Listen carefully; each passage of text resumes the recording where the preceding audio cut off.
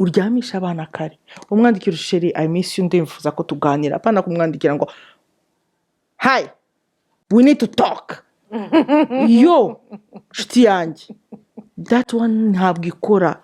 Sinziriza abana kare mu gitondo umubwira uti hi love how are you I need to talk to you immediately uraprepara umutima we. Hari umugabo iyo asanze utatetse ahita ajya muri restaurant ubwo nyine nawe urabyumva n'umwima arajya kwa nyirakimuzanye amubwira ati nyirakimuzanye for ikinzanye ati ndakizi ikikuzanye ngwino mwitewe nawe uri muri salo mama yampore wamukomesheje ntabwo wamukomesheje ahubwo wamutanze. Kongeye kubasuhuza abakunzi ba Hosea amahoro y'Imana bane namwe turabashimiye cyane urukundo mukomeje kutwereka kuri commentaire zanyu turazibona umunsi ku wundi ibyo mutwandikira muri WhatsApp ibyo mutwohereza muri YouTube byose turabibona yaba abakurikira byararangiye yaba n'abakurikira tukibisohora commentaire zanyu dukomeza kuzibona kandi ziratunyuze n'ukuri muri abantu b'agaciro tubishobozwa nuko muba mwatubwiye nyine mukadukosora mukatwankuraja mukatubwira ibyo mwifuza ko tuvugaho biduha imbaraga zo gukomeza. Turabashimiye cyane rero tugarutse muri cya kiganiro Shape to Shape wacuriwe gucura abandi wacyarije gutyaza abandi mwamenyereyemo ko buri gihe nzana n'umutumirwa umukozi w'Imana. N'uyu munsi namugaruye abantu bakomeje kumbwira ariko se uriya mama ko avuga ibintu byiza n'ukuri Pastor karibu. Urakoze cyane muri Hosea urakoze kunyakira urakoze Imana igumugisha cyane twese hamwe turagushimiye ko ukomeza kutwitaba Pastor turakubwira ko abantu babishimye tukavuga ati turakwinjiza n'ubutaha uzagaruke ukongera ukagaruka ndumva mwarankodesheje ubushize yaradusekeje imbavu ziraturya turarira twamugaruye abantu baramurekeramye ati nukuri rero mama mujye muhora mumutumira bizagenda biterwa n'amatopiki tuba twavuze ariko kugeza ubu nukuri aratwitaba.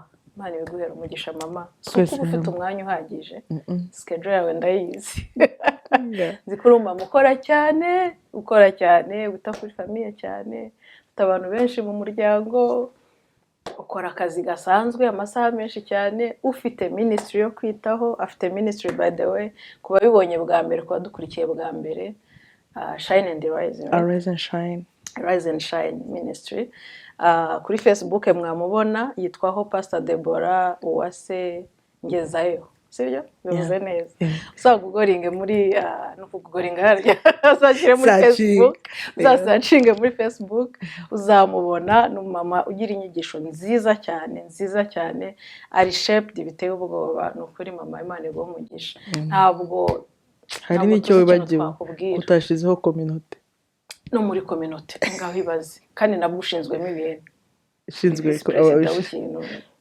shinzwe uhagarariye RC ariyo bitaga diaspora hano muri Edmonton.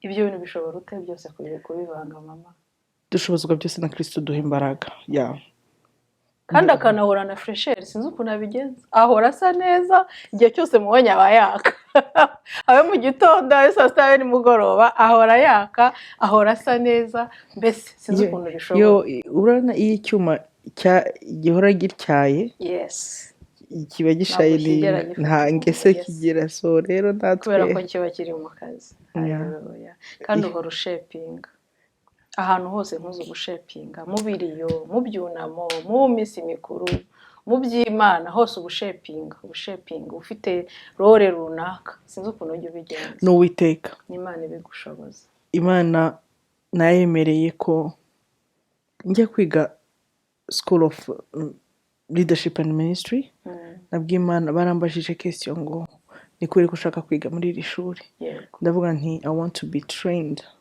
for me to train others. That's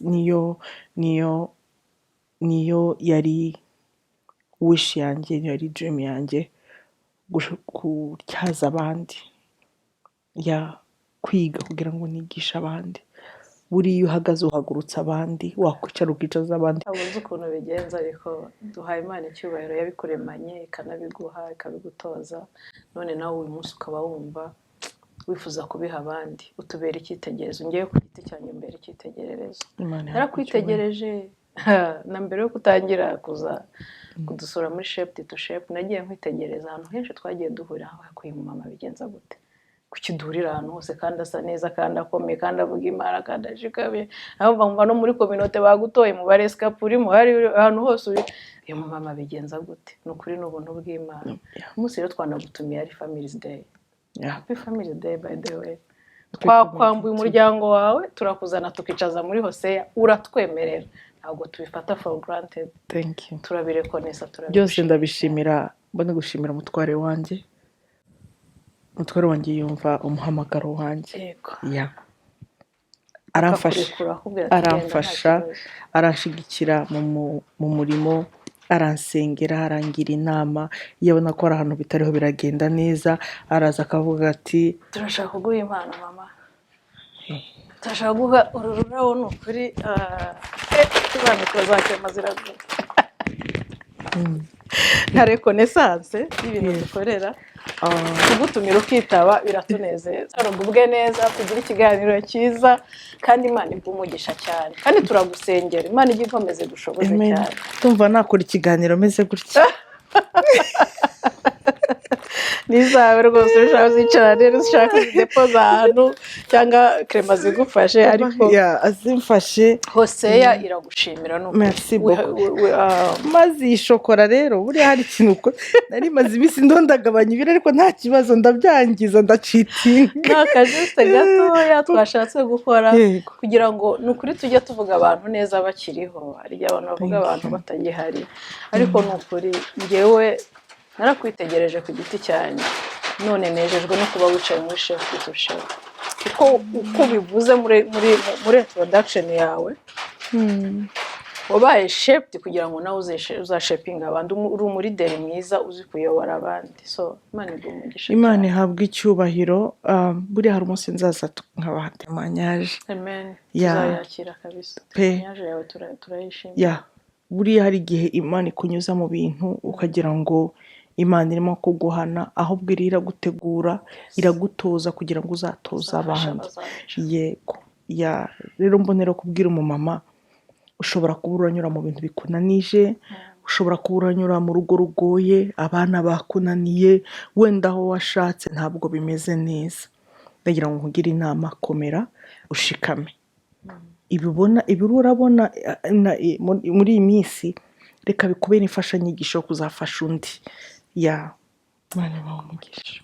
Niyo mpamvu buriya njya nkunda umuntu yitwa Richard Ngendahayo, ndamukunda cyane. Yaririmbye indirimbo ifite amagambo mazima, ngo aho twahuriye n'igihe uhazi, aho wankuye ngenda hazi. Buriya hari ahantu Imana duhurira, na hari n'aho idukura. Buriya wahuye n'Imana iguhindurira adresse. Iyo wahuye n'Imana iguhindurira adresse, iyo gusanze muri quartier twakurira irakwimura. Ikakuvana muri quartier twakurira ikakujyana muri quartier twa Munezero. Wava muri Munezero ikakujyana muri Mahoro, noneho ikaguhindura ugasigara witwa Mama Bisubizo. Imana yankuye muri quartier twabibazo, ashira muri quartier ya nyuma aho yashize twari muri Mama Bisubizo, muri quartier twabisubizo. Rero impakazi ko kujya gukura abandi bakiri muri iriya quartier aho twahuriye, rero ni hagenja anyuza kugira ngo ngende fasha abandi. Ba mama haraho nanyuze, murabona iyi rouge à lèvres, ariko iyi rouge à lèvres hari igihe nayisigaga muri hano hatameze neza, ariko ndashima Imana.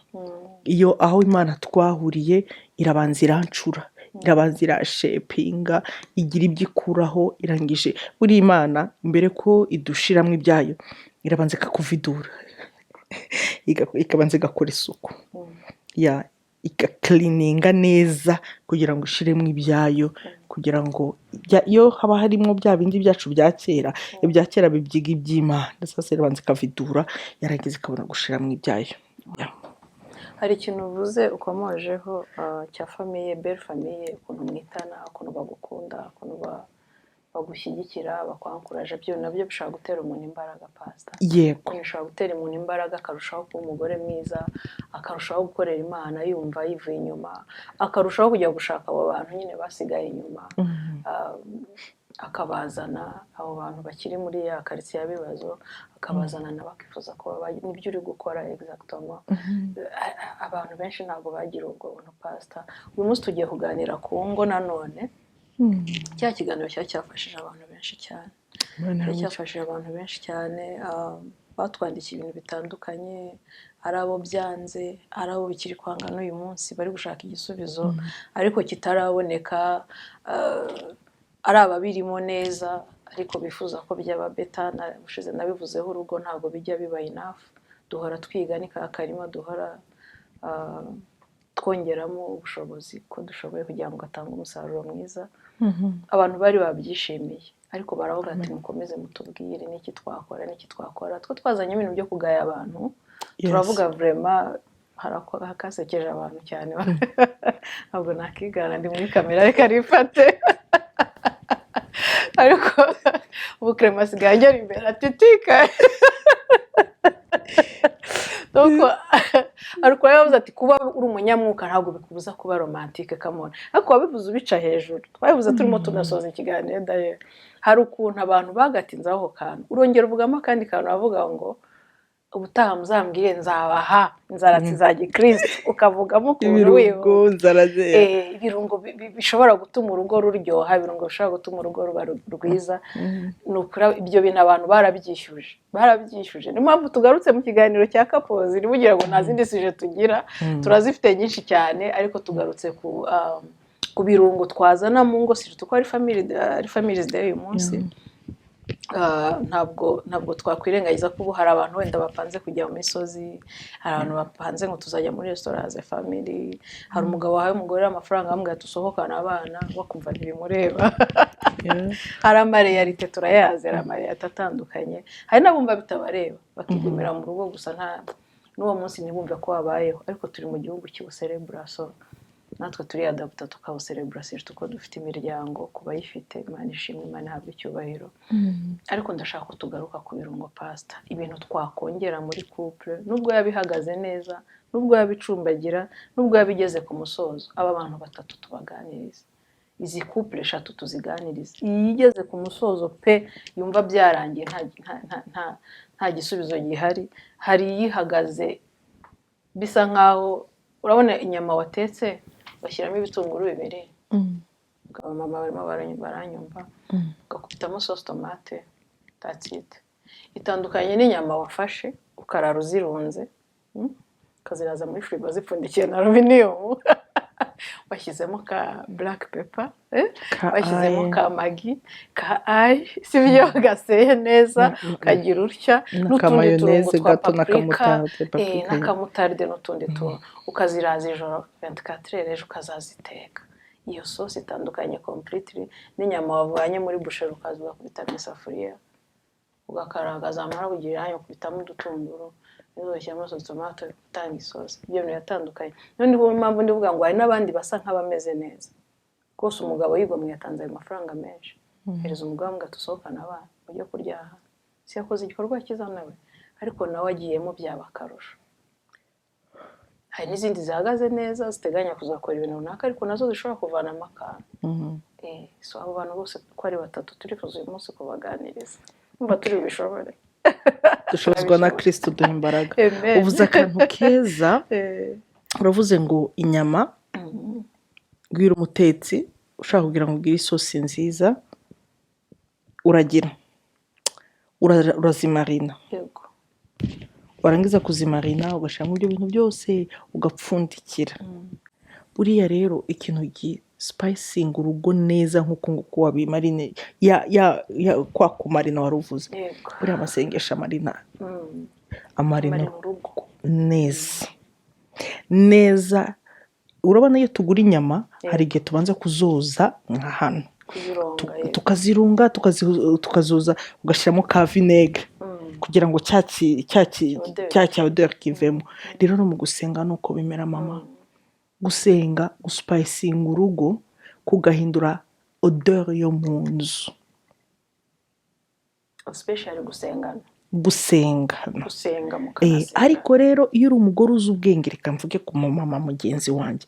Umumama mugenzi wanjye buriya hari igihe turunga ibirungo, twebwe duhora turunga mu gitondo 11:00. buriya umugore uzi ubwenge abyuka 11:00. cyagiye umugabo agisinziriye, n'uyu utanamanuka hasi kugira ngo ubyereke, jya muri toilette agire ngo uricaye, kumva urapfukamye, uruhu urasenga, uruhu uramarina umunsi umugabo wanjye uragenda neza, umugabo wanjye araba protege. Ndasenga Mana, amaraso yawe ajye ku mugabo wanjye amukavaringa. Ndasenga au nom de Jésus, mu kazi uramuha ubwenge, au nom de Jésus. Inshuti mbi ntimwegere mu izina rya Yesu. Mana, ndashira kuri umwanzi we. Mana, ibintu byose bimukeneye ndabishira kure. Mugabo wanjye ngushize mu maraso Yesu Kristo, gutwikirije ijambo ry'Imana, uko n'urura mu marina arasinziriye, ukamarina n'abana bawe, warangiza ukimarina, warangiza ukamarina utuzi twawe, kugera no ku bakozi. Twebwe hano nta bakozi dufite, ni malheureusement nta bakozi dufite. Rero uko uruhura mu marina kuriya, na wa mugambi mubi wose Satani yari afite uburizwamo. Mu gitondo niho tumarina hakiri kare, kubera ko n'ijambo ry'Imana rivuga muri Bibiliya y'Icyongereza mu migani ngo did you command the morning, bivuga ngo did you prepare aho uko umunsi uri bugende. Na Yesu yarabyukaga noneho warangiza cyane warangiza ugafunga. Mana, ikintu cyose gituma ngira shwara n'umugabo wanjye ndakifunze muri aka kanya. Waravuze ngo icyo tuzafunga mu isi no mu ijoro kizaba gifunze. Urumva urura marina muri iki munsi, wa munsi uragenda uko wabigenze. Icyo ni ikirungo cya mbere. Nk'uko mu nyama, inyama idafite umunyu ntacyo bigira, ntabwo uyigira. Rero mariage yacu, ikirungo gituma mariage yacu imera neza, uzasiga rouge à lèvres nk'iya Pastor Deborah hano, usigeti rushiraho fondete, ntibizagaragara. Ariko mu gusenga, mama, gusenga nicyo kirungo cya mbere. Uzane romance, uzane communication, no, but ikirungo cya mbere kibasha ibindi birungo byose ni isengesho. Byose bikarangira, umugabo bamukarangira ahangaha, ibintu byose ubitekera ahangaha. Ushobora kugenda ukabyuka iyo 11:00 byose ukabigira. Niyo umugabo yaba yabyutse afite umunabi, atmosphere mu gusohoka hari uvuye, aho uvuye haramuhumurira, hakabsorba ya mpumuro yarabyukanye itari nziza, akakira impumuro ituruka hahera hahandi uvuye muri secret place, muri bwa bwihisho bw'isumba byose bigahinduka. Nawe haguha imbaraga. Niyo yabyuka uramureba ukamusekera uti good morning my love, good morning my love, igahosha ibintu byose. Kubera iki? There is a power ubuvanye hariya muri ya secret place, iza ikabsorba, izikamira imbaraga ze yarafite. Icyo nicyo kirungo cya mbere, gusenga. Ikindi kirungo cya kabiri tutajya dukunda, ijambo ry'Imana. Ijambo ry'Imana, Yesu, hariho gusenga gutuma tugira communication n'Imana. Gusenga twambara imbaraga, gusenga tugirana ubusabane n'Imana. Rero wagiranye ubusabane n'Imana, biroroha cyane kugira ngo ubugirane ubusabane n'umuntu. So ikindi kirungo cya kabiri tujye twibagirwa, ijambo ry'Imana. Imana yabwiye Dawidi ngo I will lead you, I will instruct you, I will guide you according to my word. According to my word. In this book, in this Bible, tugira ubwenge. Ngo umugore w'umutima agira iki? Ngo umugore w'umunyabwenge yubaka urugo rwe, akarusenya n'amaboko ye. So bwa bwenge bwo kubaka urugo, sinzagenda ngo niyo wagenda ugasoma ibitabo bya Miles Monroe, ugasoma ibitabo by'abakozi b'Imana bose, but the best book izaguha ubwenge. Icyamfashije kugira ubwenge mu gushaka, aho abantu bambwiraga ngo ntuzamara mu rugo even 2 months, ngiye kugera hafi imyaka 10 nimba ntibeshye. But iri jambo n'amavi byatumye nshobora kubaka. Ijambo ryampaye ubwenge, ijambo ryampaye kumenya ibihe. Aka kantu mukumve, kuko muri muri mariage tugira ibihe. Yes. Hari ibihe bya honeymoon n'ibihe bya piripiri moon n'ibindi bihe bya sweet byose. Hari umwanya w'indimu, hari umwanya w'ubuki, hari umwanya w'ipiripiri. Wava mu ipiripiri ukaza muri bombo, ukava muri bombo noneho ukinjira muri hot pepper, umugani w'aba Nigeria. So rero yo muri icyo gihe ijambo ry'Imana rigufasha kumenya ibihe. Iyo ugeze muri cya gihe cya honeymoon ntabwo ari cyo gihe cyo kudamarara sheri sweetheart, ni cya gihe aho gusenga. Noneho ya masengesho wanagera no mu bihe bibi, because you are trained in a good season, wari urimo ya honeymoon, then biragufasha in the difficult time, because you uhita closer to God. So the more you are closer to God, the more the word of God ihitizamo. Immediately wumva ijambo rigenda riza, ijambo rikagusubizamo imbaraga, rikaguha ubwenge. Tough time ugira ubwenge. Noneho n'umugabo akagera anakureba akavuga ati what's going on my wife, what's going on, you changed. Even though turanyura muri ibi bintu, what I'm saying ndabizi, ibyo ndiho ndavuga byambayeho mu bihe bitari byoroshye. Di mama pasteur atakindi kintu, umugabo arwaye, tugize mariage, turabyaye, nyuma ya Joshua ndasamye, umwana arapfa, baramuma ndamurarana, ibintu ke tupepa kugira ngo ukarara n'umwana w'uruhinja uvuga uti noneho Imana iramfasha, uyu mwana ari nkamushira hano bikanga. Ariko icyo gihe ureba Imana ukuntu iyo ufitanye ubusabane n'Imana. Bibiliya iravuga ngo nta kintu nzakora ntabwiye abasabyi banjye. Ava yuko umwana ari kumwe na muramukazi wanjye, njya mwiyerekwa agira ngo ni ikindi kintu ndo sa nk'ufokasi, mbona abamarayika batatu bava ahantu hari ubusitani bwiza, ahantu hari jardin nziza, hari akayaga, wumva hari indirimbo iza instrumental uzumva. Noneho mbona baza baseka, noneho mbona batwaye umwana. Okay, ndavuga nti ndavuga okay, hari igihe uvuga uti is it real or whatever. Haciye umwanya baraza bagize basanga umwana yapfuye, bankurera induction ku mudamu wese. It was not easy. Abandi ba pushinga abana bazima, pushinga umwana wapfuye. It was not easy, but I have to be tough. I have to stand as a soldier kugira ngo umugabo wanjye niyo yaba yihebye mpagarare nk'umudamu. It was not easy. Ndarana umwana wapfuye, njyara umwana wapfuye, iki no kuva mu rugo. It was not easy.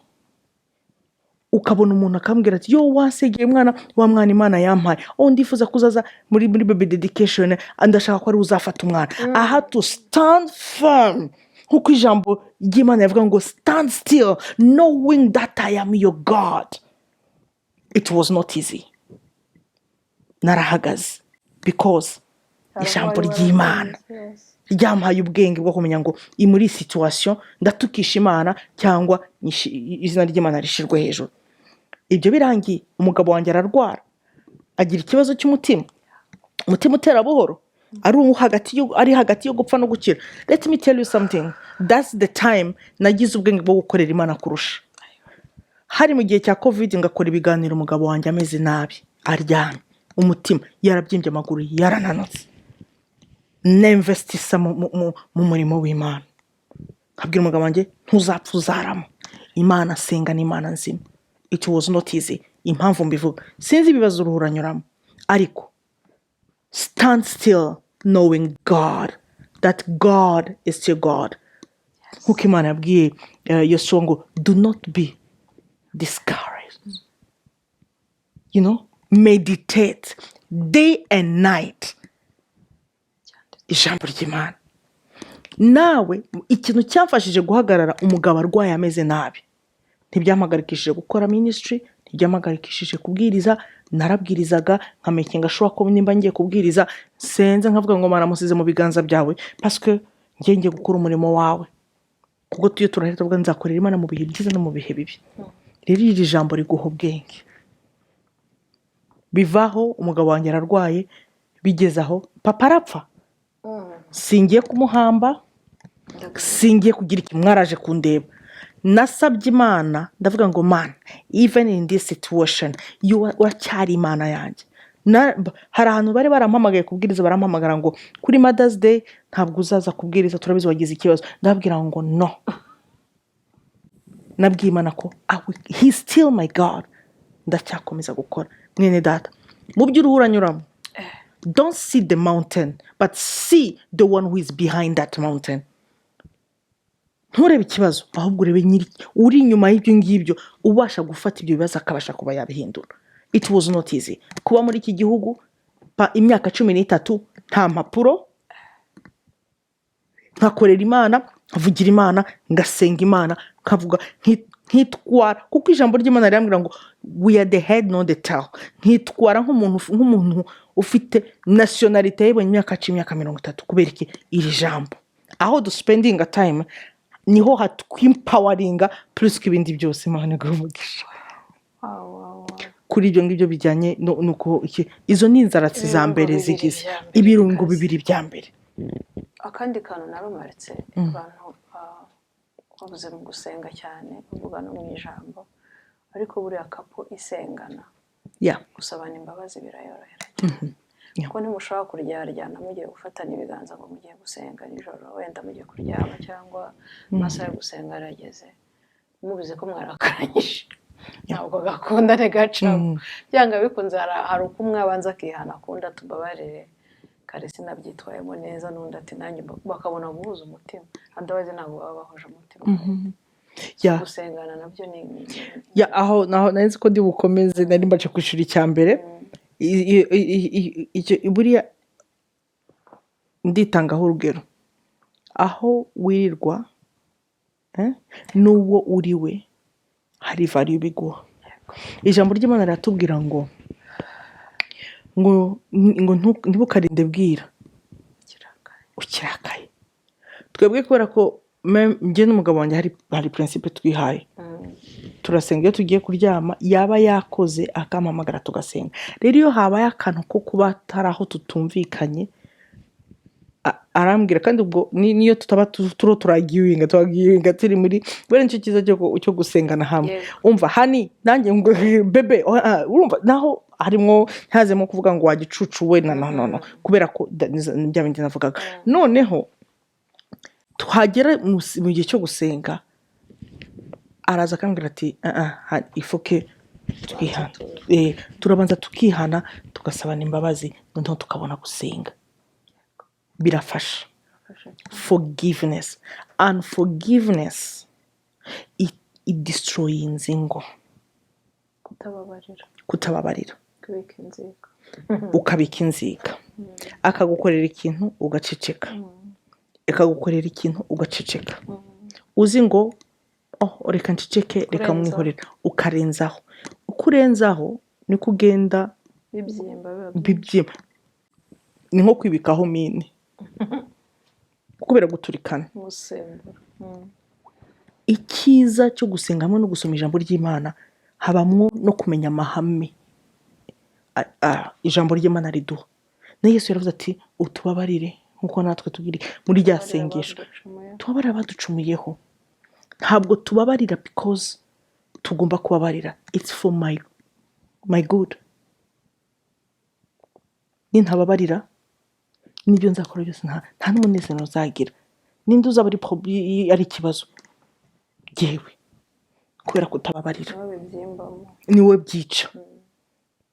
Umugabo aragona, urarya muri Rwanda ngo arasinziriye, nawe uri muri urazutura iminwa. Ni ushaka uzutura iminwa, ari haragona, ari hararota, umva ye baba we, wenda ari harabona abamarayika bamusetse bamukirigita, baramubwira ati dore na bya bindi byawe byose ndabikoze, nawe uri muri urazutura iminwa, urarakaye. Umva ubuzi igitotsi, umva ubundi ugasanga urayizamu, nturi umuzamu, urashonze umutekano, nturi polisi, n'ibyo ngibyo byose, nturi n'umurozi. Abarozi nibo barara ijoro, ubwo ibyo byose ugasanga uri wijisha amahoro we wenyine, just kubera kutababarira. Ikindi kirungo kigira Imana iguha umugisha, kubabarira. kubabarira birafasha. ikirungo gikomeye cyane. Uzi ko kutababarira dukora ibyaha. Mu mbabarire mvuga aka kantu. Yes. Kubera ko wamurakariye uramurakariye iminwa uyigejeje hariya ntacyo biri buhingire. Nurangiza nihagera nataha nimugoroba mwajya kuryama akakubwira ati yewe reka tubwire ibiganiro by'abashakanye ukanga wishizeho icyaha. Ijambo ry'Imana ryo rivuga ibiganiro by'abashakanye akoze ubwo akavuze uko kare. habure nta wamenye tugomba kwifata. Ibiganiro by'abashakanye hari igihe abashakanye bagira ibiganiro bari mu cyumba. Ibiganiro byo mu cyumba basibye abashakanye. Kubera wanze warangiza akubwira ati mukobwa wa mabuko umva nkubwire don't touch nkoreho ndakwiyamye mama umva Satani ahita akubwira cyose ahita avuga ati reka ninjire ugatangira kumubwira ndakwiyamye ntabwo nkunda Satani akagutiza imirindi akaguha ritme yo kuvuga ukavuga kurusha imashini y'icyarahani. Abantu babaye hariya kuri Matewusi cyangwa kuri Komerisere murabizi imashini y'icyarahani uzi kunivuga. So noneho kubera ko unforgiveness itumye uvuga nk'imashini y'icyarahani urimanye urimanye uramwimye umva Bibiliya nabibuza ni icyaha kubera unforgiveness. Umubiri si uwawe wamaze kubu uramwima ibyo yasoreye ibyo yakwereye umva bamuguhaye wese ntabwo bamuguhaye ngo uze hano gusa ngo handi uvuge ngo no haraprivatijwe reka da byose baragutanze muri ngewe nicyo nakubwira unforgiveness. Kutababarira bituma icyo kintu kiba kutababarira bizanamo n'aya myuka twavuzeho ubushize rega gucana inyuma kubera ko wamwimye icyumweru yagize buriya reka nkubwire abagabo batihangana isesa hari umugabo iyo asanze utatetse ahita ajya muri resitora ubwo nyine nawe urabyumva n'umwima arajya kwa nyirakimuzanye amubwira ati nyirakimuzanye fora ikinzanye ati ndakizi ikikuzanye ngwino mwitewe nawe uri muri saro mama yampore wamukomesheje ntabwo wamukomesheje ahubwo wamutanze wamuhaye Satani. Hari ibintu ushobora kwivumburamo ntibishoboka urivumbura ugafunga imangazini. Hari umuntu umudamu yigeze kuvuga yaba we ako kantu ndakibuza umudamu muri baby shower yavuze ijambo ndavuga nti bitangaza noneho birabaye. Arangije aravuga ngo abadamu ngo turi nka 7-Eleven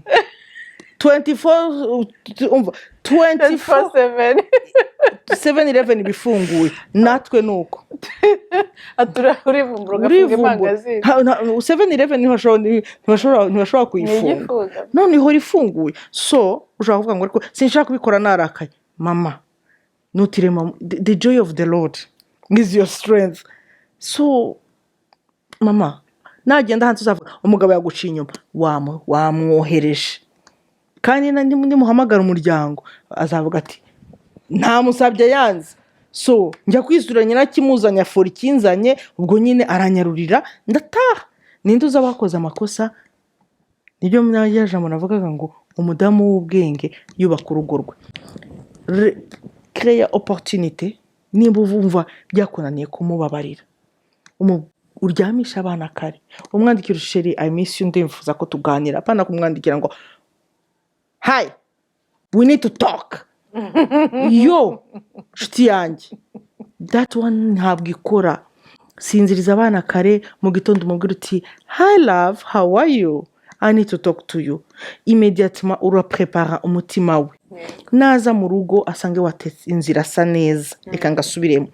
Naza ntasange hari isahani igikombe cy'umwana ariko naza agasanga inzira asa neza wamuteguriye neza murariye mwamara kurya ukandurura aragufasha araza kubwira ati reka ngufashe noneho mwicare mwumvira uti hari numvaga ko dushaka kutuganira hari ibintu byabaye ejo bundi wangiriye gutya na gutya na gutya reka nkubwire immediatement ko wabivuze uburakari bwe bwarangiye wamuprepaye wamugaburiye yariye wamukundwakaje azagusaba pardon. Kenshi dushaka gusaba pardon umugabo agifite uburakari. Wowe cool down kora inshingano zawe ubanze wowe ubwawe ukulinge down. Ntushobora kujya gukulinga umuntu down nawe ubwawe uraka no. So ufate umwanya wawe ugire nurangize ukreye espace yo kugira ngo usabe iyo mbabazi. quality time pastor. Yes, Ka quality time. quality time. Nurangiza umukuyakuye umubwira uti sheri ariko ubundi kuve ngwino njya kukoza sheri ucreating cya kintu kiri butume n'abagabo bozwa mbese umva ntawe utashikunda abyonze rero mbese ubwo ni urugero ntanze urumva. Niba uzi ko akunda ka cyayi umutegurire ka cyayi umuzanire, nimba uzi ko akunda ibi ngibi ubimukorere. Noneho naza ushaka kumubwira umva icyo gihe uhita uhinduka umuntu ukora massage cyane.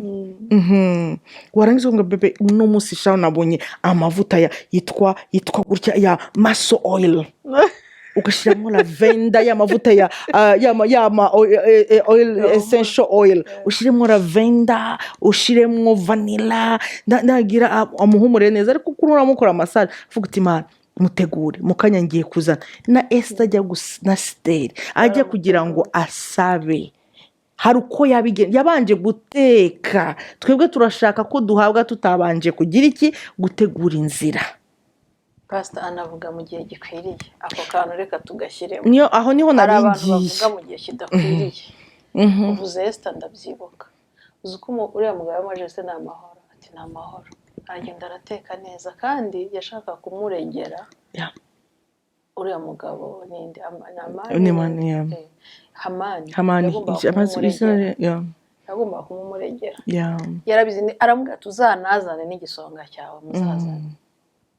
Yamubwiye impamvu bamaze guhaga yamubwira ati uyu muntu muri kumwe watakigera. Imana igumugisha wowe umugabo azava ku kazi bamutesheje umutwe ananiwe, telefone ziravuga mu nda arashonje, umwakiri hari ati kaze imboga zinzanye uno munsi nige nawe icara hano mana yanjye we umva urabyangije banza umugaburire numuza umva umukuyakuye umwiteho. Buriya umugabo ushonje ntabwo ajya yumva, ntibishoboka. Mugaburira hage nurangiza. Ese yamenye igihe cyo kwintroduza request ye. So rero nawe ntabwo hari n'ahandi yabanje no gusenga iminsi 3 byaje. Urabona ikuntu ndondagenda bikurikirana yiyiriza.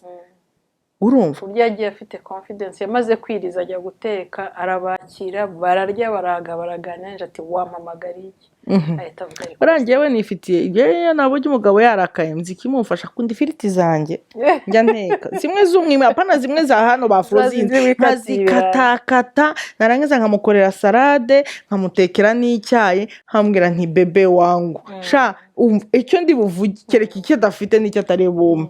Rero ura creating rero ntuzavuge umugabo wabanje ukirakaye banza uhoshe uburakari, nurangiza guhosha uburakari nurangiza uvuge icyifuzo cyawe, kumenya icyo akunda ako kantu nako. So hari ikibazo tujya tugira rero harantu tugiye kujya babaza abana banjye umukobwa wanjye bamaza ngo urashaka kurya kera kirakana gato ngo la viande de papa. Viande de papa wawe se baramurya donc bayoberwa icyo ashatse kuvuga. Ariko no kumenya ako kantu uvuze ngo azi udufiriti akunda n'agasalade ukunda kakazana mu gihe gikwiriye. Ninjya kukazana yishakira ubugari ikundira ubugari n'isombe azambwira se bibi yangu nuko ahita avuga bivuze bibi yangu bitumye ko ari bigomba guhinduka umugore wanjye ubwo umenye ibihe.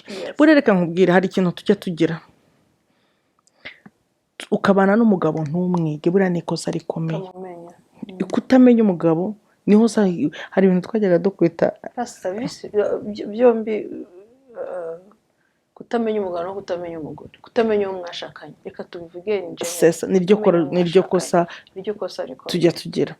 Ubundi iyo ubana n'umugabo ugenda umumenya, cyangwa ubana n'umugore umenya icyo akunda.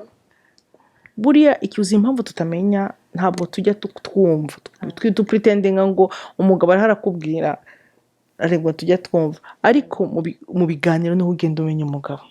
Mie napenda gaka miye nkunda ibi, njyewe nkunda ibi, ukanamwobuseriva. bari n'abumva abashyitsi baje, hari abagabo birekura hari abashyitsi mu nzu, akavuga ku profitira mukumvira mutura, ukumviramwo yes Kumvira mu akavuga rusaku. akavuga ebana miye ebana ukinipatia bire ukatuvuga cyangwa mwajya hano bateka akantu ati ibi bishyimbo mwabitetse bute ko biryoshye, ukaba ugataye mu gutwi uti burya wemera ibishyimbo. buretse ako kantu kuvuze ni kazima. Numva twebwe turi abarokore, ntabwo uvuga ngo ugende spending time n'umuhungu ugende, ntabwo twebwe ntabwo mutindana cyane. no uretse n'ibyo gutindana ntabwo duhonja, kuko ntabwo tuba twemereye ko baduhonja, kuko uri muri twebwe natwemereye mumenyana neza, mumaze kwinjira mu kibanja neza hariya niho ugenda umumenya. Noneho habaye ikintu, njyewe navuye i Burundi, umugabo wanjye yavuye muri Congo, noneho nanjye nshaka kuzana byo bindi by'i Burundi, steke nagize agafiriti namuhaye. Noneho kumbe umuhungu wa mabukwe arishakira isombe, ubugari, unumva n'ibishyimbo. Umuhungu wa mabukwe biragira so ahantu naje sinzi ahantu twagiye arya nk'utorotse gereza, ndavuga kumbe nuko bimeze. Ndeba ukuntu muramukazi wanjye ateka isombe, nkajya muri nkabona ndagenda rimwe ndavuga nti buriya ukuntu twe duteka isombe i Burundi biratandukanye n'ukuntu muri Congo baziteka buriya. Ndavuga nuko bimeze, ndavuga ntereka nze mukarangira igishyimbo, karanga ibishyimbo nakopeye nteka n'isombe namwizi, ndangije mcumba ubugari neza, umva nacumbye kurusha abo muri Congo, ahubwo ndacomba ndangije mu manura hasi kota shoro arandeba se bibi yangu uraka ibisi biyo shira ku isahani, ariko ndi Burundi uhita ukazinga neza ugafata amazi ugafata agasahani ukakabumba neza, ndangije ndamugaburira. Umva umunsi barandirimbye, ndabanza ndabiteka, narangize rimwe ndavuga ntereka nze mwigishe n'ibyo kurya bya Kinyarwanda. Ngenda ngura igitoki, ngura intoryi n'ibishyimbo, ndashiramo n'inyama. Arangije maboko Imana imuhe umugisha aritahiye. Arangije aramubwira se mama rero nirikura kitoki ase na ntore, maboko ati umugore arakomeye se wari igitoki yewe arakimwirukanishaga ase narengejeho n'ikivuguto. Umugabo wanjye batangiye kubikunda gutyo, ntangira kumwigisha imyumbati, kuko wabanje kumwereka ko nibye nkabivanga mutangira kumwigisha, ntangira kumwereka ko barya imyumbati. Rero databukoza kuza akabona ukuntu bimutekeye nawe araryaho, atangira arabikunda. Ntangira mushira no kumwereka ko kuko n'umuntu ugikunda ibyo kurya by'Afrika, ntangira kumwereka ko umuntu ashobora kurya n'agafiriti n'agasalade kandi umugore yakoze abikora kurusha ibyo kuri Karisimbi. Atangira arabikunda. Ubwo ndiko nari maze kumumenya, kumwiga nkamenya ko akunda. Naje kumusanga umugabo wanjye akunda filime kubi, rero ngiye ntabikunda. Uri bantu kwera ko kwakundi tufashe ngo icyo noneho ngewe kubera ko nkeneye ko anyumva mu mutwe wanjye, nkavuga okay yansuzuguye, nkagenda nkibera nyiramirimo, akambwira turi babiri mu nzu nta n'utaranabyara. Mu nyuma ni jyewe wateye intambwe, ndavuga bimeze gutya, tukicara nkambwira rero sheri ngategura breakfast, agakaraba nkaza gukaraba, tukicara tukareba filime, nkamubwira ngo ture filime turi bukoremo deba, tukareba filime, tugenda tumenyana gutyo. Amenya ko njye nakunda filime, ariko kubera ko shaka ikintu gituma gira bikavamo, ngenda tukaganira, ngenda nkeye utuntu nk'utwo. Ako pastor uko hari umuntu ubana n'umuntu imyaka irenga 10 ataramumenya, kandi babana amugaburira ateka akarya, babana neza rwose nta kibazo, ariko ataramumenya ikintu akunda. Ugasanga hari igitabo nasomye cya Reverend Pastor Antoine Rutayisire, igitabo kiza cyane, ndaza kucyereka abantu bazagisoma. Hari ahantu avuga rangaje y'urukundo, ururimi Ikinyarwanda, ururimi rw'urukundo umuntu wawe yumva. Avugamo hari abakunda touch, hari abakunda quality time nk'iyo ngiyo bavuze, hari abakunda guhabwa za gift yavuzemo ibintu byinshi ariko yibanda ku bintu bitanu. Hari igihe ubana n'umuntu nk'uko uri kuvuga wowe wishakiraga iyo quality time we mwibereye muri babiri mwiganirire, we arimo arirebera muva ariko wowe urimo urarwana kukururuza n'icyo kintu. Hari umuntu w'umugore we gift kuva ku kwezi kwa mbere kugera kwa 12 ataranyurwa n'umunsi n'umwe. Uwashaka ngo yicare biganirire gusa barebane mu maso gusa. Muri izo ntuze eshanu harimo na compliment, harimo no kubwira umuntu kumubwira amagambo meza, waberewe, urasa neza, tuntu nk'utwo. Hari n'abikundira ibyo ngibyo wenda ntawigeze anabimubwira mu buzima. Hari n'abandi bakunda gutacinga, undi wenda yigire n'ibibazo mu bwana ntakunda n'umuntu umukoraho. Ibintu nk'ibyo ngibyo icyo bintu umuntu abyiga gute pasi? Ibyo bintu biza gute umuntu ukareba umuntu wawe ukamenya ngo ahoramo iki ngiki, ariko ni gute breaking your silence ukavuga ngo you know what, nzamubwira ko ibintu ntabikunda ariko mu bwenge abihindura ajya umugabo wanjye yigeze kuzajya aharara kumpa indabo tukibana nkabwira abantu twiheraho akundi twitangaho ingero tukibana agatahana indabo buri wa gatanu. We yabaga yumva abaye romantike, nyine umwana wakuriye Burayi nyine akumva niko bigomba kugenda kuko aho yari atuye niko byagendaga. Akazizana aho azimpereye nkamubwira akoze, nkamuhobera nkishima nangiza nkahita nzitereka aho ngaho yazimpereye, tukigira mu bindi tukigira mirimo nkazisigaho. Sinitaye ngo ziri iruhande rwa shofaje, sinitaye ngo ibiki ngo zirajya mu mazi, ntubimbaze. Ibyo ntibyari ibintu byanjye. Akongera bandorodita akabigira, akaba ari nawe wisangira ahandi naziteretse akazishyira mu ivaze, agashyiramo amazi n'utuntu agatereka, maze nko kuba ku nshuro akangarambye ariko ntabwo ukunda indabo, ndambwira wapi nahundi kandi nsanga zamuhendaga cyane.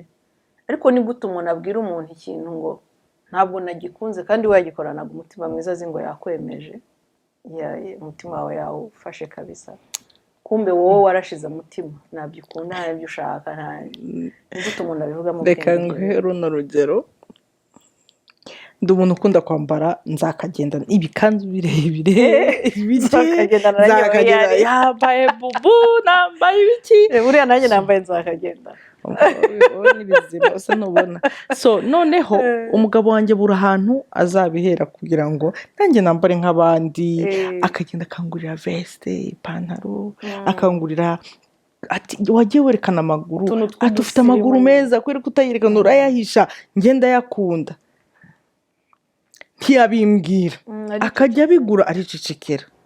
Noneho nanjye simbyambare, sibyo nkavuga ndekanya bundi igende kamende pasiteri ngomba kwikwiza. Rimwe turaganira arambwira se marobe yako eske ni woga mukecuru awa ndambwira kwa nini ase ukora wambaye ibikanzu bazagira ngo uri mama wanjye. Ndavuga ariko wabyakiriye neza. Nabyakiriye neza. Ase bibya ngo pardon siko nashusha basuku na vala aza. Ndavuga ese niyo mpamvu wangura iriya myenda. Maze kubisobanukirwa ndavuga pepe kuki wari kutambwiye, ndayambara. Icyo gihe agiye nafatana muri mukazi wanjye dukundana cyane twitana beloved, aragenda aramucagura ati umugore wawe ndamuzi, mugurira ibi, arakunda iki. Ubwo ntiyavuze ariko nko ku muntu ufite icyo kibazo. Hari akantu nabonye karanyubaka vraiment, karanyubaza. Iyo ubonye umugabo hari ibintu atazi, for example ukavuga ati wowe ukunda bakuzanire agashokora nk'uko wari wagiye mu mwuka, wari uri mu mwuka sibyo, noneho ukagenda ukamuzanira parfum iyo parfum ntabwo ayigira. Ariko nabonye umudamu umwe yanyigishije. Uwo mudamu akantu yanyigishije, yaragiye kore ko umugabo atagiraga ikintu na kimwe azi cyangwa azi akunda. Umugore aragenda agura indabo nka ziriya mama Arlette yanguriye, agura parfum, chocolat, deodorant, tout ça, abishyira muri yama gift. Arangije ahagarara ku muryango umugabo aje ahita araza aramusunikira arambwira ati arangije umugabo arasohoka noneho abwira umugabo ngo nashaka kwinjira asone umugabo arasona aza afashe bya bindi umugore uzi ikintu yagize yamwigisha atavuze oh my husband oh my god thank you oh my god aramuhobera aramusoma umugabo agwikinya umugabo immediately umugore yabyiguriye umugabo aba aramwigishije ahita amwigisha ko nkunda ibi n'ibi biri muri yo nkunda ibi n'ibi urumva aba aramwigishije sibyo mu mayeri aramubwira ati nkunda ibi icyo gihe umugabo atangira kumuzana ariko hari undi yakubise swata iteye ubwoba araza abwira umugabo afata indabo bazimpaye arangije aramubwira ati akira arangije aramufunga arasohoka noneho wa mugabo agira ngo umugore aramubwiye ngo nagenda atera indabo ahita afata agasuka yaravuyeho uwo muntu hahandi pastor Fred yatubwiye ariko rero reka nkubwire bariya nanone yaraturutse hepfo indabo aragenda arazitera muri jambo buriya nanone ikintu nakubwira muri bya bindi by'ingarutse inyuma gato iyo uzi umuntu nkanjye ngewe umugabo wanjye yavuye muri Congo menya ngo muri Congo ukuntu abadamu baba bavuga nk'ubu sinari bizi ariko nza kubyiga nkumva n'ukuntu aganira na bashiki be noneho nanjye miheramo nkatangira kumwita baba yangu baba n'amavuka bikamusetsa nabo bavukana bikamusetsa ugomba kwiga niba rero warahuye umugabo wawe yariviriye Nyakivara bibera mu nka ibiganiro uzabigira iby'inka ukunda inka umenye ukuntu bazigira ugenda umugurira inka winjire muri monde ye uvuge bambi uvuga ati kare nurangiza winjire muri monde ye no ibintu ugira ni ukuri niba winjira muri monde ye muzabasha kuganira uzamukura ko wamusanze ahari uzahamukura kumwigisha ukamubwira ati bavuga sheri umuntu wavuye Nyakivara n'urugero yibereye mu nka uramubwira ngo mpabizu hano arakurahira so ariko uramwigisha ukagenda waba urimo muraganira ukamubwira ukamusoma hano ukamubwira ati sheri madamu bamusoma hano umunsi wa mbere azagira ngo buhoro uzagenda umwigisha umubwira uti bagira ngo izagenda wiza ati ntabwo ari ugukubita kandi waza utubwira gutsirita ntabwo numubwira ngo sheri ngo basifata ushimashime hano ukorere massage azazana ikinyuka gutsirita so rero ni iyo uzi umuntu wawe ubimwigisha njyewe nambara na Clement nawe nzi kuvuga merci yakoraga ikintu mba n'ibisanzwe wakaba umuzungu ushaka mfungura imiryango aho dutambutse hose amfungurire ikintu cyose amaye muge merci mumva yabikoze nyine yabikoze that's it mwana wireze wirakariye buriya papa Clement nawe afite inkovu z'urukundo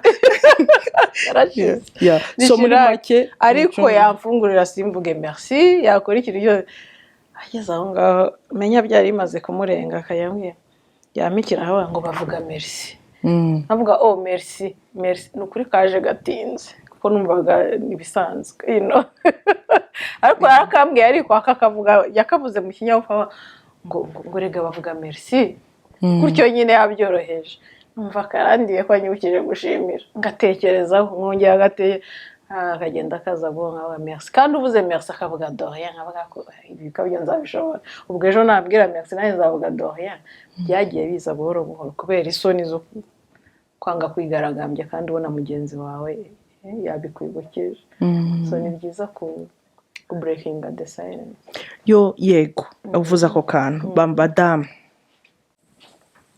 speak out ntazabyerekwa nta nubwo azabirota uzamubwira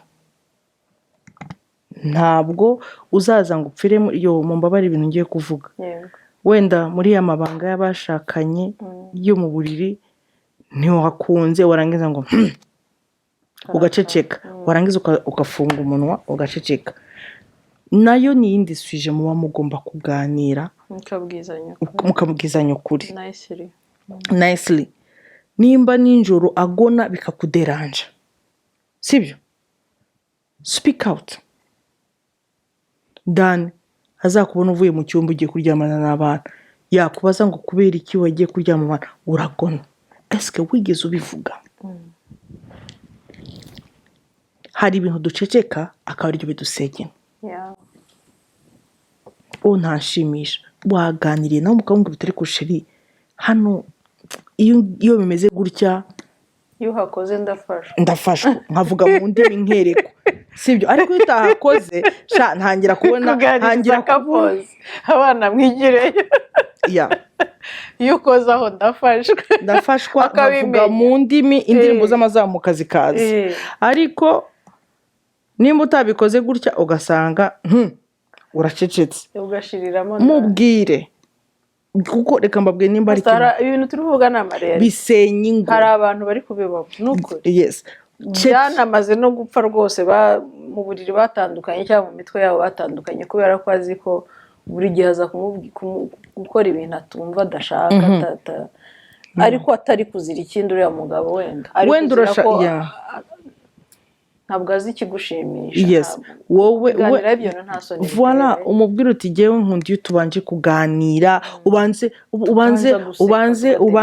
ubimbwire mu gitondo uvuga uti uyu munsi ni ukuri turi buganire ariko ntabwo uri buze mu cyumba mugabo nawe uze ugira ngo nk'upanda kuri moto jamais pandagare no habaho kuganira mama Arlette turatuma vuga byinshi pandagare ako pastor reka kunde bapandagare mpamvu bivuze aburi igeze kubimbwira ayo mpamvu ndi kubivuga nseka ngo azanyurira wagira ngo ndi pandagare cyangwa moto barakubwira ngo zamuka ntabwo wamuteguje nka kuriya basi tuvuga uba ugafata uba ukayibwira uti ndajya ahangaha na aderesi umuhaye so ni ukuri ibyishingo ingo nyinshi zisenyutse kubera ibiganiro byo mu cyumba ugasanga utangiye kugenda gushaka ahandi ariko ntabwo solution ntabwo ari gushaka banza mu biganire sibyo wowe wavuye buriya hari ikintu tujya tugira wenda umu ex wawe mwakundanye yakugiraga bikagushimisha ukumva ko nawe abizi muganire mubanze muganire kuko mwese murashaka it's about gushimishanya yes we yishime nawe wishime ariko nuceceka azabimenya gute ugomba kumubwira pastor ikindi kintu abagore tugizwe mu marangamutima buriya amarangamutima yacu araganje cyane I don't know why nuko twavuye mu kabavu ntabwo mbizi aho tugira amarangamutima ari afunctiona cyane kuruta ibindi bintu byose buriya niyo mpamvu no gukizwa bitworohera abamama buriya gukizwa biraborohera cyane kuko amarangamutima yabyutse yashimishijwe yanejejwe ibintu byose biraza ukakira urabibona hari umumama umwe yigeze kumbwira ati arataha avuye ku kazi nibyo bananiwe ariko ntabwo abananiwe cyane twaganira tukicara muri salo nkatangira kumubwira inkuru rero zitandukanye ibyo niriwemo aho niriwe ati nawe nkumva yongeje volume kuri YouTube ubwo abaza yicarira kuri YouTube yirebera utuvidewo yirebera twa TikTok urabibona utuntu nk'utwo ati nkivugisha ndaho mu gikoni ntetse niwambwira yewe nagiye kureba mu rugo bimeze gutya bambwiye ngo usuhuze uziko naciye akivugisha ajye kumva byarambiranye umugabo yongeje volume arangiza mu kanya kandi agategura ameza bakarya ya YouTube ikiriho uwo ni umupapa yarangiza bagera mu gitanda ngo hindukira ya marangamutima ye yababaye deja hiyongereyemo umunaniro kwa cya gikoni iriwemo n'ababana n'ibindi n'akazi yagiye gukora n'ibindi hanyuma mwagera hariya ngo none se bimeze gute kuganira birakenewe pastor gira abantu ukuntu bashobora kuganira kugira ngo biriya bintu icyo turi kuvuga bibera ahacecekewe uzi natwe abagore rero nibyo navuga ngo tuvuga kurusha imashini icyara ntabwo turiga kumenya umuntu nimba ubonye wamuvugishije yagiye muri ibyo uzi ikintu uhita ugira uhita uza ati ok sheri urabizi kugira ngo utababara ujya kuri TikTok nanjye reka nze kuri TikTok noneho nanjye ndi mu gikoni sibyo Ndaje fokasinga mukanya. igikoni imirimo ibiri yananimgize urashaka kumuganiriza umubwira amakuru yose abadamu niko tumera ariko nimba ari muri ibyo ngibyo mureke teka nihagera kurya ugira ati hey sheri dore ukuntu ujya kubigira niyo telefone hano mugabo wanjye uyu munsi njya kugaburira gushireho iki ukigira umushaka ukigira umva ukigira tugiye kuba Romeo na Juliette buriya urugo rwiza narwo bya birungo noneho yarangiza ati okay nshira hiriya nkoko nshira hiriya nkwarurire sheri atuya urumva rero tujya gufata telefone tuzishira hariya ni jye nawe yego sheri nturi buzimbaza wamutekeye neza umugire hariya arakuganiriza bigira mu buryo bwawe biratangira sheri izi nkoko wazishize mu iki bitangirire bigende kandi ari izisanzwe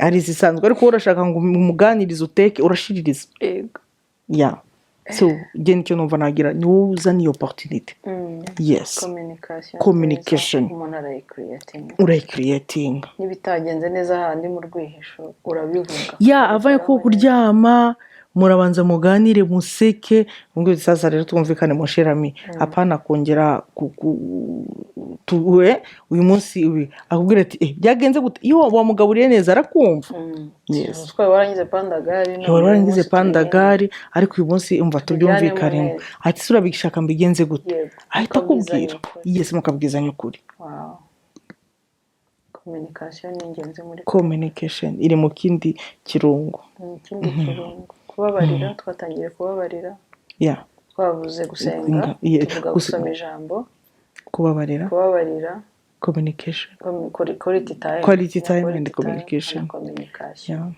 pastor ibyo bintu byose umuntu ashobora kuba bibuze mu rugo cyangwa umuntu ababuramo kimwe biba bimeze hari igihe uburamo bimwe hari igihe umuntu ababuramo bimwe ibindi aba bifite bikeneye kuzuzanya gusa pastor akantu asomye ijambo ry'Imana hari ahantu Aburahamu ngo yari gukina na Sara kandi ngo yari yabeshye ko ari mushiki we ahantu bari bagiye mu buhungiro arangije ngo babona mu idirishya ari gukina n'umugore we umugabo n'umugore bashobora kuba inshuti bigakunda cyane n'ibyo ari umugabo ari n'umugore bakaba inshuti byari igihe papa Joshua turi inshuti bagakina twari igihe twajyaga tukiruka Joshua tukiruka muri salo tugomba kuba twebwe ntabwo kuba umugore n'umugabo umugabo amere gutya umugore no we have to relax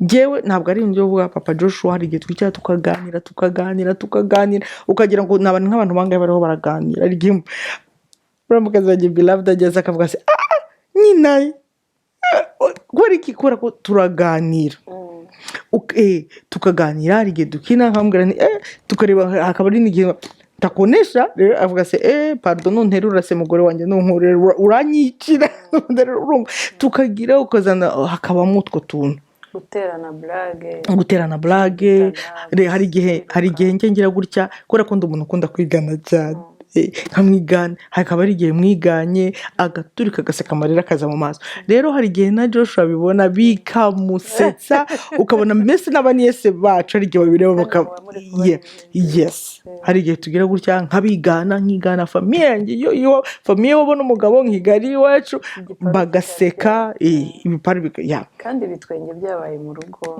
habayeho guseka kwinshi habayeho kuryoherwa kwinshi nta kuntu yakora ititaye itabaho cya gihe washatse umuntu naramubuze ntabwo aboneka ntidukominika tugire ibiki icyo gihe kigomba kwizanamo automatically kuko mwembi muranezera mwembi murishimye hari akantu wadusezeranyije kare kuri butuganirizeho ka belle famille ukuntu umuntu ashobora kwihanganira belle famille kandi bigakunda kandi bakabana neza ngiye kubaha ibanga njye nabonye kuko nako watubwiye ko kari mu bantu mu bintu bishimisha kuri kote zombi kuri kote zombi birashoboka umugabo wanjye ndamukunda pe ndamukunda ku buryo na belle famille barabizi kubera ko iyo muhamagaye handika king of my heart rero iyo bamubonye batavuga ngo king of my heart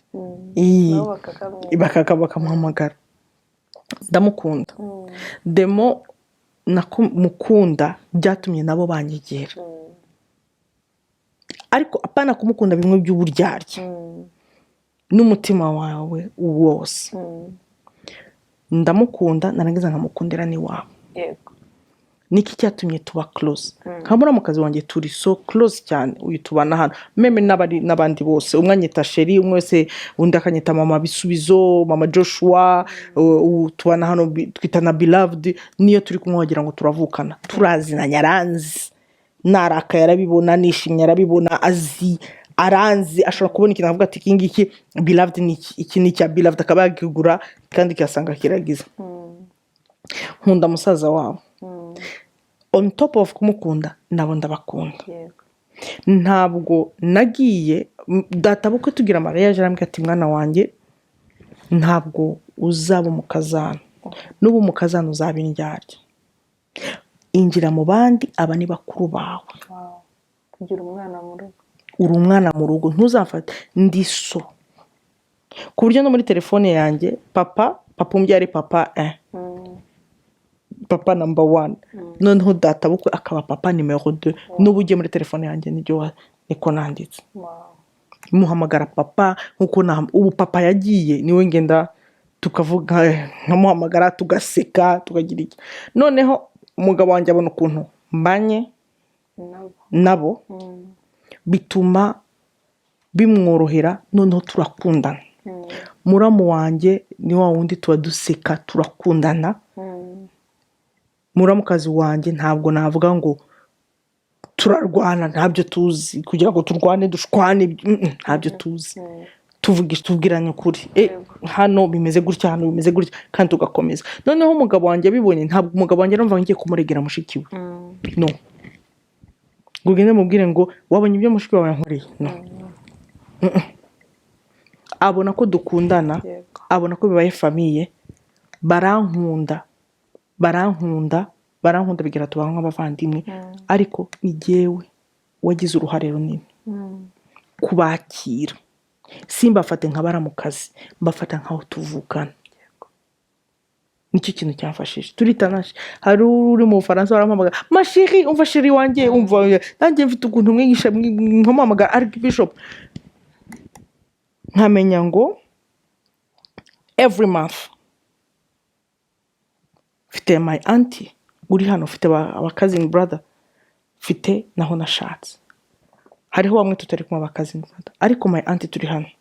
Mu kwezi sandi imwe auntie akaza tugasangira, indi Sunday ngatumira muramukazi wanjye n'urugo rwe, bakaza tukarya nkabatekera, tukagira ibihe byiza, tukaririmba, tukinjoyinga. Indi Sunday ngahamagara murumuna wa papa Joshua, tukaza kumutekera, tukaganira, tukareba film. Ibyo ni ibintu kuva nashaka bibaho. Umwana wa muramukazi wanjye yagira anniversaire, nkumva nko ari inshingano zanjye, nkabwira se wabo ari we mugabo wanjye tujye kugura gato, Carmi afite anniversaire. Akamenya, akabona nijye ugira initiative, hakaba ari n'ibyo nkoze bakagira ngo niwe kandi ari jye wabikoze. Umaze iminsi utagurira, nkagenda nkagura ikintu muramukazi wanjye akunda, nkambwira fata shira muramukazi, tujye kumusura, shira umubwira ati nakuguriye, ariko ninde wabigizemo, ni jyewe. Noneho yabona ukuntu bigira, bizihindura atmosphere. Ni uruhare rw'umugore. Mama mugenzi wanjye, dore ukuntu nkubwire, ntabwo turi ikiraro gihuza iwacu naho twashatse. Ntabwo tujya gushaka ngo tudivize, tujya gushaka ngo twunge, turabahuza, turahuza imiryango. Niyo baba bakwanga, garagaza urukundo. Reba niki gituma banyanga. Hari igihe tugira amakaragiteri cyangwa baza, tugashaka kuva ko twebwe kubera ko umugabo wawe yagushatse ntibiguha ipeti yo kumva kuri hano hejuru. Kuko ntabwo uzaruta nyina wamubyaye, ntabwo uzaruta mushiki we, bose ibereye rimwe.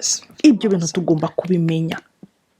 Ahubwo mukundira umuryango, numukundira umuryango, iyo niyo nzaratsiye, umva ngo inzaratse ikirungo, kiruta ibindi. Naza akabona ntumureze, niyo muramukazi yaba yagukoze ikintu ceceka uzashaka umunsi usohokane nawe mwasetse mubwira uti akantu wigeze kunkorera umufungurira umutima.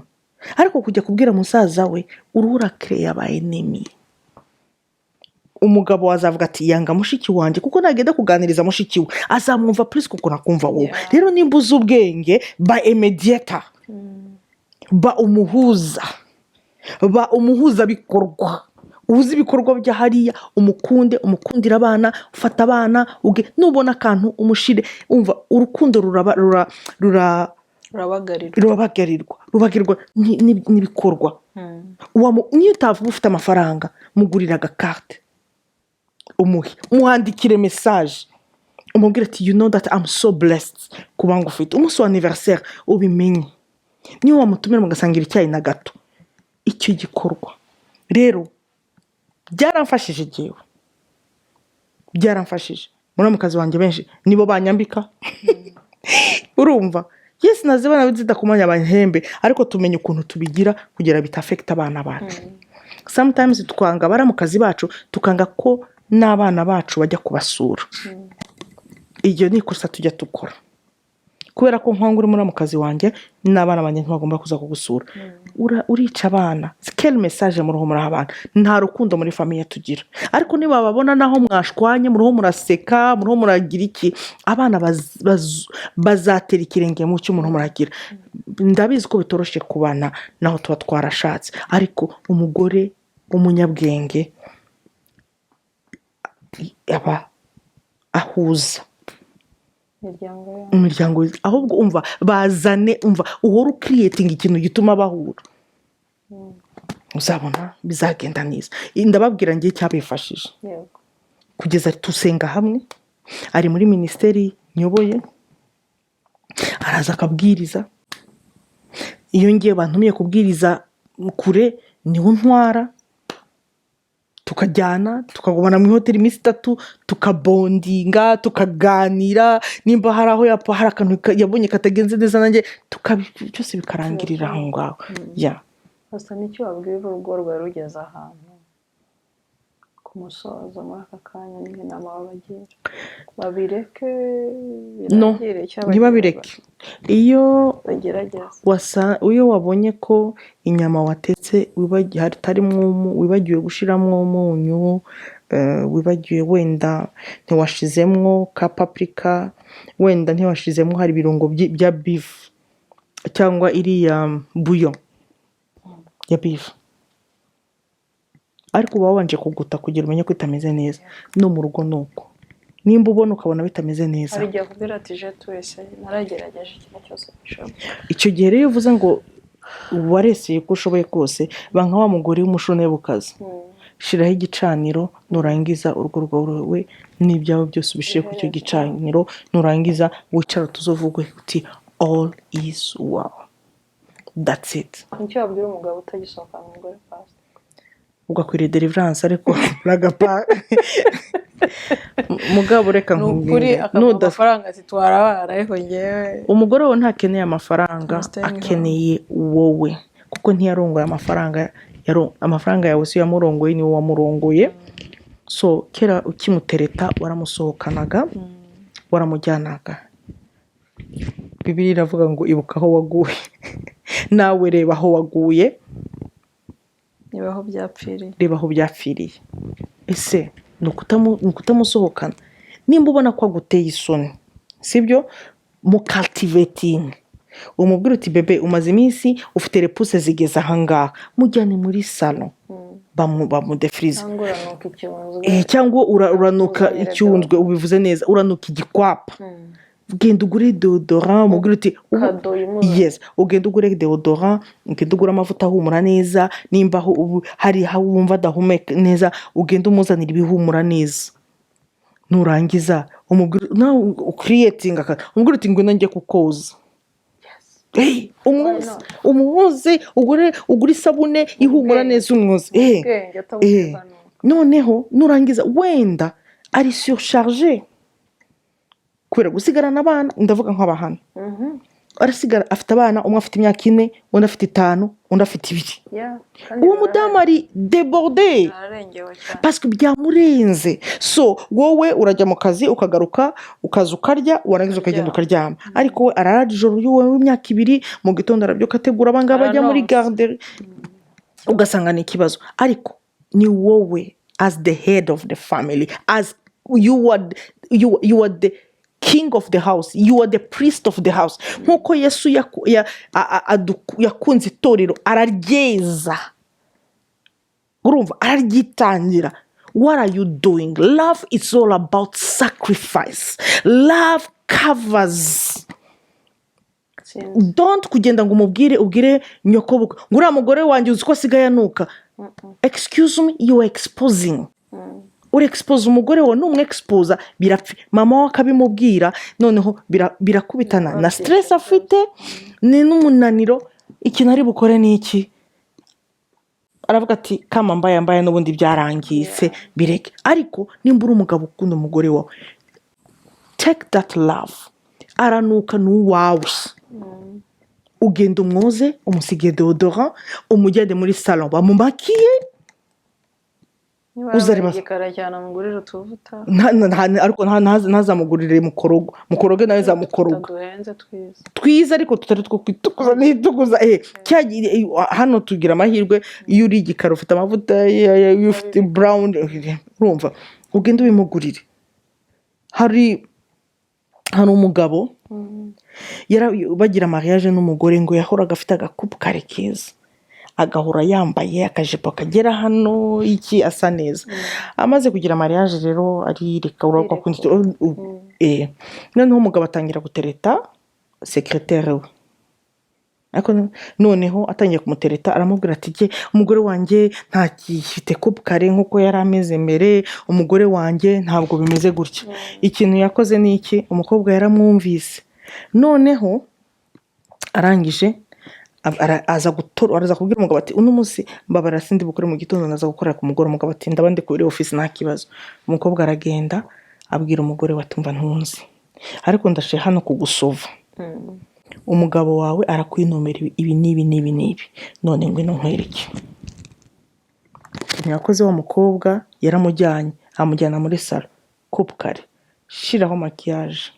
Kandi ubwo ku mugoroba nyamu boss yagombaga kugenda n'umukobwa bakajya muri hoteli kugira ngo baganire, urabyumva nawe.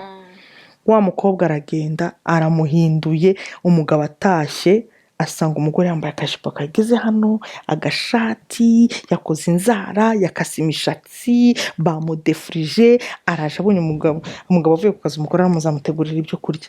Umugabo amubonye yongera kumva agize hafi. Bari bamaze kugira umwana umwe, ariko byaranze ko babyara umwana wa kabiri. Noneho ikintu cyabaye, umugabo amubonye yandikira secrétaire ngo mbabarire ngo umwana yarwaye, kandi amubeshya umwana yarwaye, tujyanye umwana kwa muganga. Ebyahe umugabo yaraje, umugore aramugaburira, umugabo biramunanira ati sheri ndapfuye ngwino.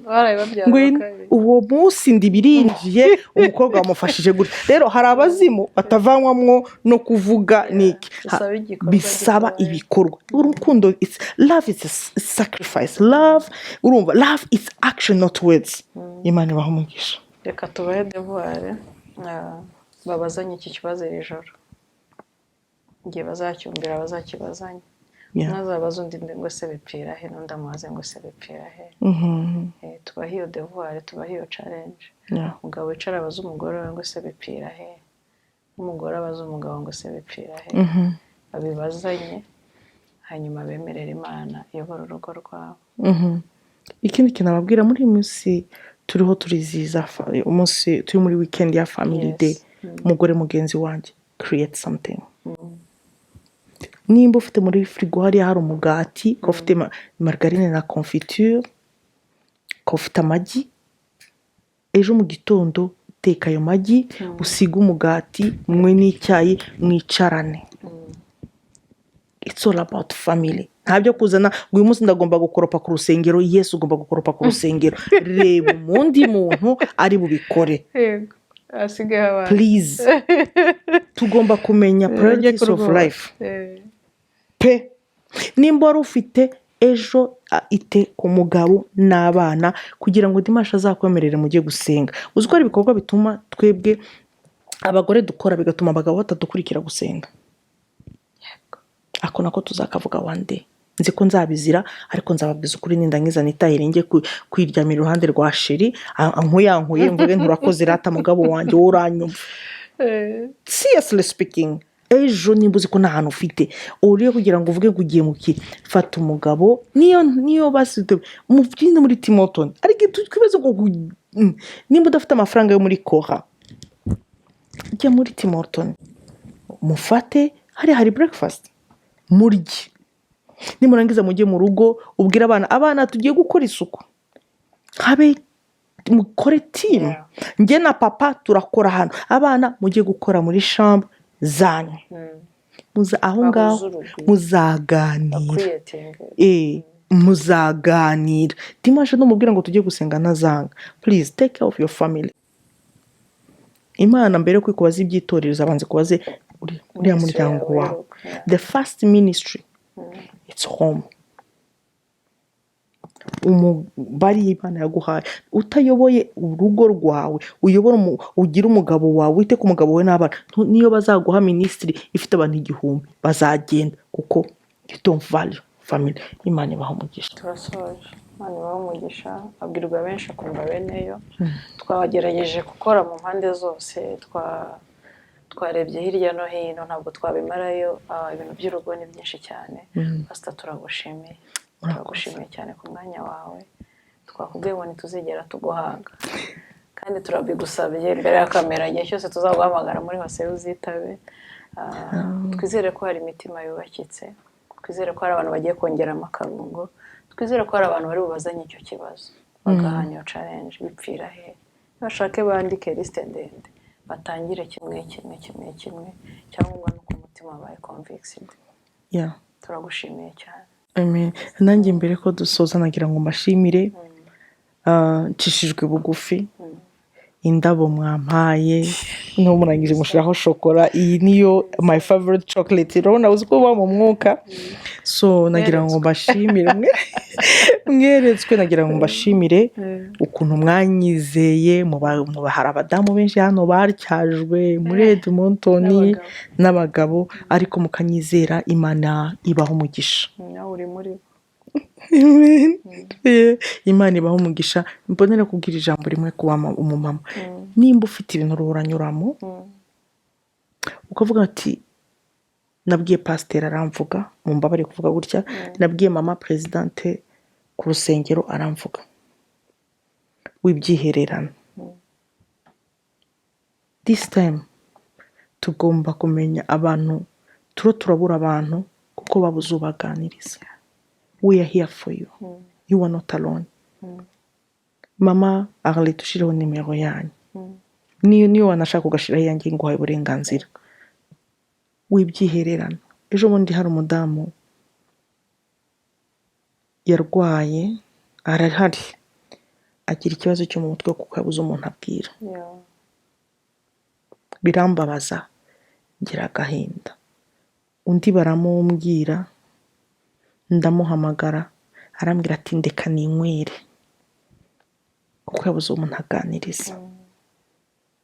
Hosea irahari, mama Arlette azabaganiriza. Niba uvuga ngo ushaka ko dusenga, we will help you. Ntabwo yes baranyadopse murose. Mama Arlette nugira hari abantu bashaka kumbafasha, I am ready to help. Mu gihe cya COVID hari abadamu bamwe nzi 3 bari bagiye kwiyahura kubera ibiganiro nakoraga, ntangira kubabwira, ntangira kubaganiriza. Ubu ngubu bameze neza. I'm concerned with your mental health. Break the silence. Sinkubwiye ngo ugende ubwire n'importe qui. Ngwino tukuganirize, tuzakumva. Muri Hosea ntabwo duca imanza, dukunda abakijijwe ariko the most abo dukunda niba abandi badakijijwe. Ntabwo twabaye shaped gucira abandi imanza, twabaye shaped kugira ngo twunge dukunde ubwo natwe Kristo yagudukunze tutari dukunditse cyane. please wibyihererana ufite ibikubangamiye twegere turabadamu bagenzi bawe tuzagukavaringa ntabwo tuzazana ibikwembe ngo tugukavaringe tuzagukavaringa n'amasengesho Imana ibaha umugisha. Inama nziza. Thank you pastor. Imana ibaha umugisha.